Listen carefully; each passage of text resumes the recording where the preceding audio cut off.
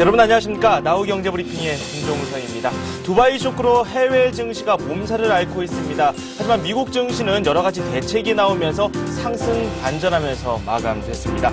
코스피와 코스닥 혼조세를 보이면서 출발을 했습니다. 코스피는 0.3% 정도 내리면서 출발을 했고요. 코스닥은 0.2% 상승하면서 힘차게 출발을 했습니다. 장중에 어느 정도 변동성이 있었던 하루였던 것 같습니다. 장 후반부에는 강세로 일제히 보이는 그런 모습을 보여줬고요. 외국인과 기관은 적극적으로 매수를 하고 있지만 그 매수폭은 넓지는 않은 상황입니다. 시총 상위 종목군들 아직까지는 지금 양호한 상황을 보여주고 있습니다. 동시효과 상황 어떻게 전개되고 있는지부터 살펴보고요. 자세한 이야기 나눠보도록 하겠습니다. 네, 코스피 시장입니다. 삼성전자가 강한 흐름을 보여주고 있습니다. 2.3% 급등하고 있고요. 포스코가 2.3% 오르고 있습니다. 현대차가 3.5% 그리고 현대모비스가 2% 오르면서 오늘 운수장비 업종이 좋은 흐름을 보여주고 있고요. KB금융이 1.3%, 신한지주가 0.8% 오르고 있습니다. 시총 상위 종목간들 간의 순위 경쟁도 상당히 치열하게 벌어지고 있는데요. KB금융과 현대차, 신한지주가 그런 흐름을 보여주고 있습니다. 한국전력은 0.1% 소폭 오르고 있고요. LG전자는 1.9% 내리고 있습니다. LG 역시 0.9% 하락하고 있고요. 현대중공업이 1%, 우리금융이 0.6%, 그리고 LG디스플레이가 6%대의 급등세를 보여주고 있습니다. 하이닉스가 2.1% 급락하고 있고요. 현대건설이 1.3%, SK에너지가 2.2% 급락하고 있습니다. 롯데쇼핑, 신세계, KT 모두 상승하고 있고요. 삼성화재와 KTNG, 외환은행 모두 좋은 흐름을 보여주고 있습니다. NHN은 현재 보합권이고요. 현대건설이 1.3%, 삼성물산이 2.1% 급락하고 있습니다. 삼성전기는 2.1% 상승하면서 좋은 흐름을 유지하고 있습니다. 기아차가 3.2% 급등하면서 제가 조금 전에도 말씀드렸듯이 운수장비 업종이 상당히 좋은 흐름을 보여주고 있고요. 삼성카드가 2%, 삼성 SDI가 4.7% 급등 중입니다. 두산중공업은 제차 4.6% 급락하고 있습니다. LG생활건강이 3.1%, OCI가 5.7% 급락하고 있고요. 아모레퍼시픽이 1.5% 하락하고 있습니다. 삼성엔지니어링이 1.3% 하락하고 있습니다. 고려아연은 0.2% 내리면서 약보합권에 머물고 있습니다. 네, 그리고 삼성증권이 0.9%, SK가 0.5%, 한국가스공사가 0.1% 오르고 있습니다. 대우건설은 보합권이고요. KCC가 2.9% 급락 중입니다. 대한항공이 4.3% 상승하고 있고요. 대우증권이 1.8% 오르고 있습니다. 우측을 조금 더 살펴보도록 하겠습니다. 호남석유가 2.4%, 대림산업이 2.1% 오르고 있습니다. NC소프트가 0.3% 상승하고 있고요. 강원랜드는 약보합권에 머물고 있습니다. 이어서 코스닥 시장도 한번 살펴보도록 하겠습니다. 서울반도체 0.2% 하락하고 있고요. 셀트리온이 1.1% 내리고 있습니다. 메가스터디는 보합권, SK브로드밴드가 1.7%, 동수가 0.1%, 다음이 0.9%, 성광밴드가 2.3% 상승하고 있습니다. 태용과 CJ홈쇼핑은 가격 변동이 없는 상황입니다. 주성엔지니어링이 3%대의 아주 견조한 성적을 보여주고 있고요. 평산이 2.1%, GS홈쇼핑이 1.6% 오르고 있습니다. 유니슨이 2.3% 오르면서 어제에 이어서 오늘도 상승세를 이어나가고 있고요. 에이스디지텍 7.3%, 차바이오엔 2.3%, 그리고 휴맥스가 2.9% 오르고 있습니다. 파라다이스가 5.8% 오르고 있습니다. 크레디와 디지텍 시스템은 1.9%와 1.2% 하락하고 있고요. 좀 우측에 보시면 KDC가 7.6% 급등하면서 오늘 장 정돈이 되고 있습니다. SD가 5.1%, 동아홀딩스가 2.4% 오르고 있습니다. 이렇게 해서 동시효과 상황 어떤지 한번 살펴봤습니다. 네, 지수상으로 놓고 봤을 때는 코스피보다 코스닥 쪽이 더 우세한 상황입니다. 잠시 후에 돌아오겠습니다.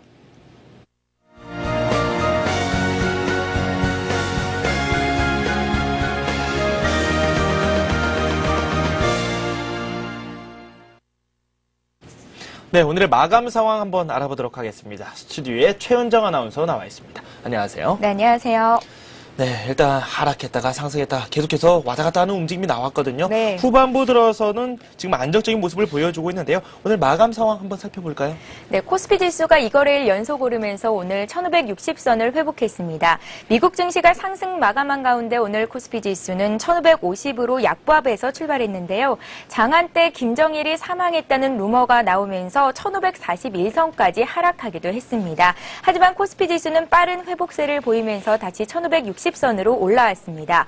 외국인의 현물 매수세는 눈에 띄게 주춤해졌지만 기관이 매수로 돌아섰고요. 또 외국인들이 선물 매수세를 지속하면서 프로그램 매물이 줄어든 것이 영향을 미쳤습니다. 오늘 코스피 지수는 장 마감 30분을 앞두고 상승 탄력이 조금 더 강한 모습을 보여줬는데요. 어제 종가보다 14포인트 상승한 1569선에서 장을 마칠 것으로 예상되고요. 465포인트로 강보합 출발했던 코스닥 지수 역시 어제 종가보다 4.6포인트가량 상승한 469선에서 장을 마칠 것으로 예상됩니다. 네, 수급 상황 한번 살펴보도록 하겠습니다. 코스피 시장에서는 외국인과 기관이 시장을 현재 주도하고 있습니다. 장중에 변동이 어느 정도 있었거든요. 포지션 변동이 좀 있었던 거, 그 부분 한번 설명해 주시죠. 네, 오늘 코스피 쪽에서는 기관이 오후 들어서 순매수로 전환하면서 지수 상승을 이끌었습니다. 외국인들은 현물 시장에서 순매수 규모를 점차 줄여갔는데요. 외국인들은 오늘 286억 원 순매수했고요. 기관 역시 매수에 가담하면서 406억 원 매수 우위를 기록했습니다. 개인만이 394억 원 차익 실현 매물을 내놨습니다. 네, 프로그램 쪽에서는 비차익 거래에서 매수 우위를 보였지만 차익 거래에서 대량 매물이 쏟아지면서 프로그램 매매에서는 매도 우위로 끝이 났습니다. 이어서 코스닥 시장도 한번 살펴보도록 하겠습니다. 어떻습니까? 네, 코스닥 쪽에서는 장중 내내 외국인들이 사면서 지수 상승을 견인했는데요. 오늘 코스닥 시장에서는 외국인들이 222억 원 순매수했고요. 개인과 기관은 팔았습니다. 개인이 138억 원, 기관이 114억 원 매도 우위를 기록했습니다. 네, 업종 흐름 한번 살펴보도록 하겠습니다. 장중에 좋은 흐름을 보였던 업종, 가장 눈에 띄었던 게 은행 업종이기도 한데 그 외에도 철강 업종도 상당히 좋은 흐름을 보여줬고요. 운수장비 업종도 눈에 띄었습니다. 어떻습니까? 네, 오늘은 어제에 이어서 은행 업종이 가장 강한 상승 흐름을 보여줬고요. 대부분의 업종이 올랐습니다. 은행 업종이 1%대, 철강, 금속과 운수, 장비 업종도 1%대의 강한 상승 흐름을 보여줬고요. 그리고 제조업종과 금융업종, 전기, 전자업종에도 매수세가 유입됐습니다. 반면에 건설업종과 유통업종, 그리고 종이, 목재업종은 약보합권에서 소폭 하락했고요. 어제 상승했던 기계업종도 오늘은 1%가량 조정을 받았습니다. 네, 오늘 강세를 보인 업종들 좀 더 자세히 살펴보겠습니다. 철강, 금속 업종의 개인과 외국인들의 매수세가 유입됐는데요. 약보합 출발했던 포스코가 장중 상승 반전한 이후에 오늘 2%대로 오르면서 57만 원 선을 회복했습니다. 지식경제부가 자동차 연비규제 제도 개선 방안을 내놓을 것이라는 기대감이 반영되면서 대우 AL이 오늘 3%대로 급등했고요. 그 밖에 동부제철과 대한제강 역시 3% 이상의 강한 상승 흐름을 보여줬습니다. 현대차가 외국계 창구에서 매수세가 유입되면서 10만 원 선을 회복한 데 이어서 기아차와 현대모비스 등도 오늘은 강한 상승 흐름을 보여줬습니다. 자동차주가 강세를 보이면서 운수장비 업종도 동반 상승했는데요. 엔고 현상에 따른 가격 경쟁력 강화와 내년에 미국과 중국 시장의 점유율이 확대될 것이라는 전망이 호재로 작용한 것으로 풀이됩니다. 네, 오늘 철강, 금속과 운수장비 업종에 대한 소개를 또 해주셨고요. 이어서 상한가 기록하는 종목, 지금 화면상에도 한 종목 나왔지만 어떤 종목들이 더 있었는지 한번 소개해 주시죠. 네, 오늘 가격 제한폭까지 오른 종목들 보겠습니다. 코스닥 상장주 이원컴포텍이 공모가 2,000원의 2배인 4,000원의 시초가를 형성한 뒤에 상장 첫날 가격 제한폭까지 올랐습니다. 이원컴포텍은 국내 상용 자동차용 시트 분야에서 시장 점유율 1위를 차지하고 있는 업체입니다. 또 3D 관련주들이 정부의 지원 소식에 연일 강세를 보이고 있는데요. 방통위는 지상파의 3D 입체 방송 계획을 마련해서 내년 1월쯤 사업자를 선정하고 2월부터 본격적으로 사업을 진행할 것이라고 밝혔습니다. 또 내년 하반기에는 일반 가정을 대상으로 3D 입체 방송을 시험할 계획인 것으로 알려졌는데요. 이 같은 소식이 호재로 작용하면서 관련주 중에서도 오늘 잘만테크의 주가가 가격 제한폭까지 올랐습니다. 네, 이어서 아시아 지역 증시 한번 살펴보도록 하겠습니다. 우리 증시가 이렇게 상승을 했고요. 다른 아시아 지역도 상황이 상당히 괜찮습니다. 어떻습니까? 네, 오전 중에 혼조세를 보이던 주요 아시아 증시가 오후 들어서 상승세로 전환한 모습입니다. 일본 증시는 금융주와 해운주들이 약세를 보이면서 오전장 중에 약보합에서 장을 마쳤는데요. 오후 들어서는 강세로 전환한 이후에 2.4% 오른 9,572선에서 장을 마쳤습니다. 자, 일본의 중앙은행이 특별 통화정책회의를 개최한다고 발표하면서 오후 들어서는 이 같은 소식이 호재로 작용한 것으로 풀이됩니다. 그 밖에 주요 아시아 증시 흐름 보겠습니다.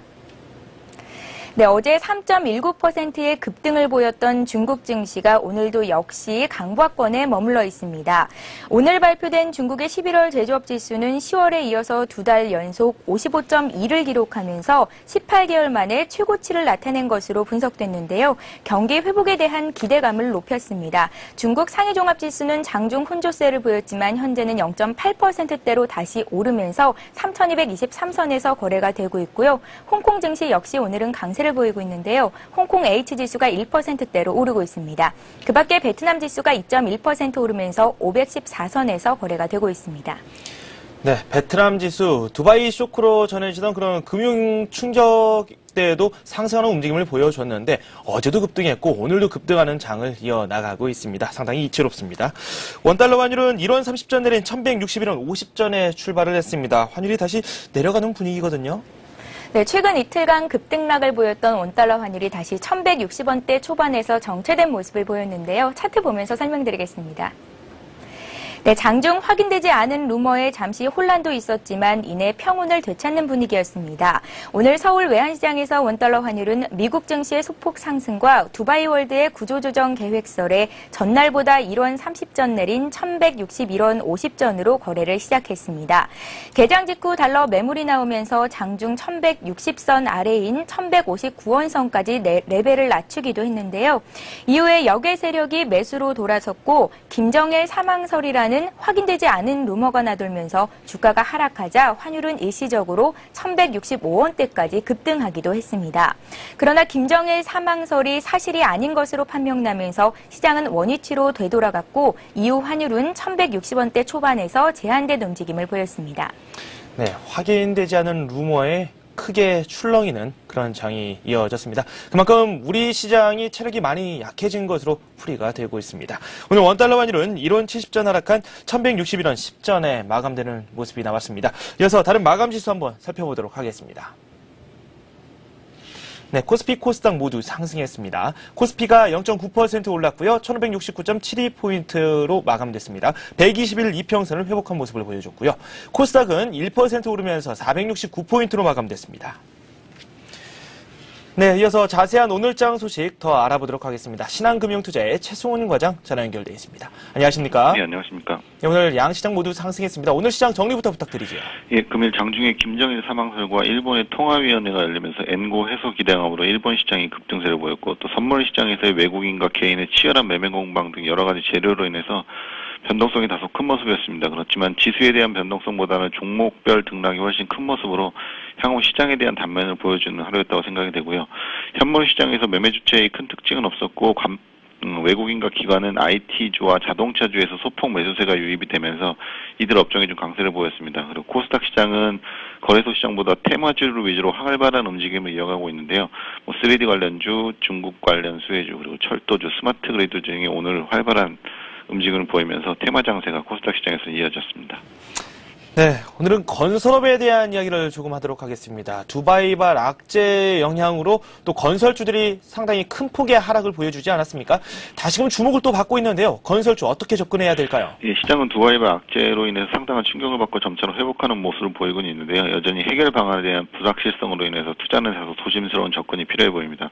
그런 와중에 직접적인 타격의 1순위로 건설주가 지목이 되면서 단기적인 낙폭을 보인 뒤 회복하는 과정에서 이제 증권사에서 두바이발 영향이 좀 미미할 것으로 예상을 하면서 비중 확대 의견을 많이 내놓고는 있습니다. 그렇지만은 당장 두바이에서 금전적 손실이나 직접적인 타격은 없겠지만 중기적인 관점에서 봤을 때는 중동에서의 수주나 향후 투자 시의 자금 회수와 수주 가격의 심리적인 영향이 좀 상당 기간 지속될 것으로 생각이 됩니다. 따라서 중장기적인 관점에서는 건설주에 대해서 관망세를 좀 유지를 하되 직접적인 타격은 미미하다는 관점에서 단기적으로는 매수 타이밍으로 잡는 것이 좋아 보입니다. 네, 건설주 비중 확대 의견이 많이 나오고 있지만 중장기적이기보다는 조금 단기적으로 접근하는 것이 좋다라는 말씀을 해주셨습니다. 그리고 미국 증시에 대한 이야기를 조금 하도록 하겠습니다. 하락세로 전환되는가 싶었는데 다시 상승에 성공했죠. 어떻습니까? 예, 저는 미국 증시는 두바이 사태에 대한 우려가 다소 완화됨에 따라서 은행주를 중심으로 장 막판에 반등에 성공을 하면서 마감을 했습니다. 다만 미국 소비자들의 블랙 프라이데이 주말 소비가 지난해에 비해서 현격히 감소한 것으로 발표가 되면서 유통주가 일제히 하락을 했고요. 정부의 경기 부양책과 해외 매출 증가로 인해서 기업의 공급 관리 지수는 예상치를 상회를 하면서 여전히 경기는 확장세에 있음을 나타냈고, 또 달러화는 약세를, 또 유가는 지정학적 긴장감으로 반등세를 보이면서 마감을 했습니다. 아직은 좀 더 추이를 지켜봐야 하겠지만 미국 시장은 연말 랠리의 가장 큰 모멘텀이 될 것으로 예상했던 소비 부문이 좀 예상 밖의 부진을 보이면서 다소 불안한 흐름을 이어갈 가능성이 좀 더 커진 가운데 이제 두바이 악재가 여전히 유럽의 불안 요인으로 작용할 가능성이 크기 때문에 미국 시장은 당분간은 좀 약한 흐름이 이어질 가능성이 커 보이고요. 내일부터 발표될 경제 지표들 흐름에 따라서 변동성이 좀 커질 것으로 생각이 됩니다. 네, 여러 가지 경제 지표가 발표될 예정으로 있는데 이 경제 지표들도 좋을 것이다라는 예상도 있고 나쁠 것이다라는 예상도 있고 참 다양하게 예상치가 나오고 있는 상황입니다. 그리고 우리 시장 전망에 대한 이야기를 조금 하도록 하겠습니다. 오늘 대형주들이 상당히 좋은 흐름을 보여줬는데요. 우리 시장 어떻게 접근하는 게 좋을까요? 예, 두바이발 악재 이후에 글로벌 증시는 다소 안정감을 찾아가는 모습이지만 여전히 두바이 문제의 해결 방안이 불확실한 상태이고 또 유럽으로의 악영향의 깊이 또한 아직은 가늠하기 힘든 상황입니다. 거기에 미국의 일부 유동성 회수 조치가 실행이라는 변수까지 등장한 증시의 별다른 상승 모멘텀을 찾기는 어려운 상황입니다. 또 미국의 소비마저 저조한 상황이라 당분간은 현금 비중을 좀 늘리고 관망이 필요해 보입니다. 반면에 국내 증시는 여전히 글로벌 경기 회복의 수혜가 예상이 되고 또한 최근에 급격한 엔고 현상과 달러 약세 움직임으로 글로벌 증시와 차별화될 수 있을 만한 전제 조건은 마련된 상태이지만 글로벌 증시의 연말 랠리 기대감을 주려야 하는 상황에서 지수의 큰 반등은 좀 더 시간을 가지고 지켜봐야 할 것으로 생각이 되고요. 그렇지만 국내 증시의 가격 메리트로 인해서 종목별 수익률 장세는 좀 더 지속이 될 것으로 보이고 모멘텀을 보유한 개별 종목군에 좀 관심을 가질 필요가 있습니다. 그리고 업종은 은행, IT, 자동차 업종에 좀 관심이 필요해 보입니다. 네, 현금 비중을 늘리고 관망 심리를 조금 가져볼 것을 권장해 주셨는데 그래도 은행이라든지 IT 같은 대형주들을 한번 노려볼 것도 말씀해 주셨습니다. 도움 말씀 고맙습니다. 네, 감사합니다. 네, 지금까지 신한금융투자의 최승훈 과장과 함께했습니다.